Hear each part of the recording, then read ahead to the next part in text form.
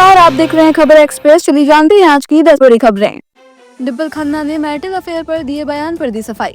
Actress Dimple Khanna ने अपने show में मैरिटल अफेयर और चीटिंग को लेकर दिए गए अपने कमेंट पर सफाई दी है। उन्होंने एक इंटरव्यू में कहा कि उनके कमेंट को रात गई बात गई के तौर पर लेना चाहिए, क्योंकि उन्होंने वह बात मजाक के लहजे में कही थी। डिम्पल ने स्पष्ट किया कि अगर शो में मोनोगैमी एक ही पार्टनर के साथ रहना पर गंभीर चर्चा होती तो उनका नजरिया बिल्कुल अलग होता। उन्होंने जोर देकर कहा कि उनका कमेंट कोई सीरियस डिबेट के लिए नहीं था, बल्कि महज एक मजाक था।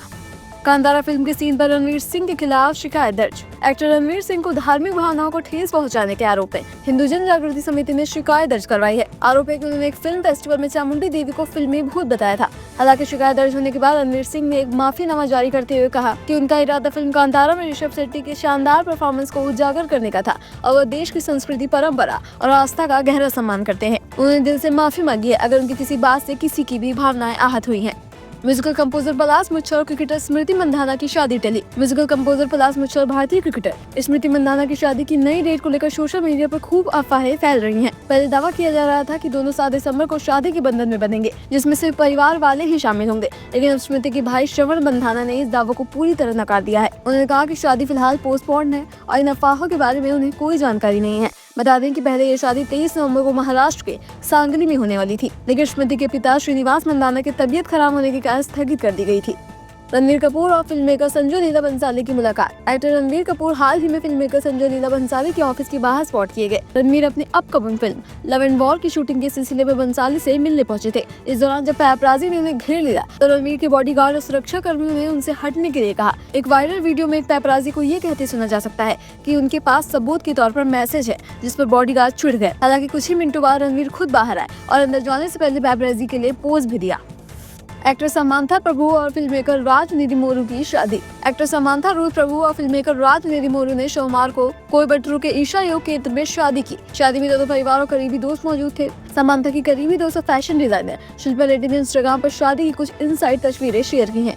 केंद्र सरकार ने बदला पीएमओ और राजभवनों का नाम। केंद्र सरकार ने प्रधानमंत्री कार्यालय पीएमओ का नाम बदलकर सेवा तीर्थ रख दिया है। इसके साथ ही देश भर के राज्य भवन का नाम अब लोक भवन के नाम से जाना जाएगा। इसके अलावा केंद्रीय सचिवालय को भी अब कर्तव्य भवन के नाम से जाना जाएगा। सरकार के सूत्रों ने बताया कि ये बदलाव सार्वजनिक संस्थानों में बड़ा बदलाव हो रहा है और ये सत्ता से सेवा की ओर बढ़ने का संकेत है। इससे पहले राजपथ का नाम बदलकर कर्तव्य पथ और पीएम के निवास रेस कोर्स रोड का नाम बदलकर लोक कल्याण मार्ग किया जा चुका है। चुनावी सुधारों सर पर 9 दिसंबर को लोकसभा में होगी चर्चा।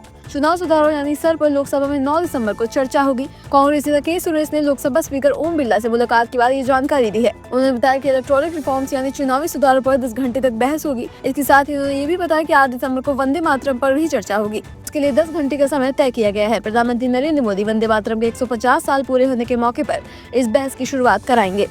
संचार साथी ऐप पर विवाद, केंद्र सरकार ने दी सफाई। सभी मोबाइल फोन में साइबर सिक्योरिटी ऐप संचार साथी के प्री इंस्टॉल करने के दूरसंचार विभाग DOT के आदेश पर विवाद बढ़ गया था, जिसके बाद केंद्रीय सरकार मंत्री ज्योतिरादित्य सिंधिया ने सफाई दी है। उन्होंने कहा कि ये कंपलसरी नहीं है और यूजर चाहें तो इसे डिलीट कर सकते हैं। पहले केंद्र सरकार ने स्मार्टफोन कंपनियों को 90 दिन का समय दिया था कि वे इसे पहले से इंस्टॉल करके बेचे। कांग्रेस सांसद प्रियंका गांधी ने भी इस पर आपत्ति जताते हुए कहा कि ये कदम लोगों की प्राइवेसी पर सीधा हमला है और सरकार हर नागरिक की निगरानी करना चाहती है। भारत ने मानवीय सहायता के लिए पाकिस्तान को एयर स्पेस इस्तेमाल की मंजूरी दी। भारत ने श्रीलंका को तूफान द्वीप से राहत सामग्री ले जा रहे पाकिस्तान विमान को अपने एयर स्पेस ओवरफ्लाइट से गुजरने की मंजूरी दे दी है। मंजूरी सिर्फ 4 घंटे के भीतर दी गई है। पाकिस्तान ने ओवरफ्लाइट रिक्वेस्ट 1 दिसंबर को की थी। सरकार की तरफ से जारी बयान में बताया गया पाकिस्तान ने सोमवार दोपहर लगभग 1 बजे भारतीय एयर स्पेस के ऊपर से उड़ान भरने की रिक्वेस्ट की थी, जिसका मकसद श्रीलंका को मानवीय मदद देना बताया गया था। पाकिस्तान ने श्रीलंका को भेजा एक्सपायर्ड फूड पैकेज। विवाद। मीडिया रिपोर्ट्स के अनुसार पाकिस्तान ने श्रीलंका को तूफान द्वीप से निपटने के लिए मानवीय मदद भेजी थी, लेकिन फूड पैकेट्स पर अक्टूबर 2024 की एक्सपायरी डेट लिखी थी, जिसकी वायरल तस्वीर सोशल मीडिया पर आने के बाद विवाद खड़ा हो गया है। पैकेट में पानी, दूध पाउडर और आरती सहित कई चीजें थी। पाकिस्तान हाई कमीशन श्रीलंका ने 30 नवंबर को इससे जुड़ा एक पोस्ट किया था, जिसमें राहत सामग्री की तस्वीर भी जारी की गई थी, लेकिन इसमें एक्सपायरी डेट साफ दिख रही थी। ये पोस्ट वायरल होने के बाद कई यूजर्स पाकिस्तान की आलोचना कर रहे हैं। श्रीलंका साइक्लोन द्वीप की वजह से भारी बाढ़ का सामना कर रहा है, जिसमें 390 लोगों की मौत हो चुकी है और 370 लोग लापता हैं। तो ये थी आज की 10 बड़ी खबरें। ऐसे ही रोज बड़ी खबरों को जानने के लिए हमारे चैनल को सब्सक्राइब करना बिल्कुल न भूलें। धन्यवाद।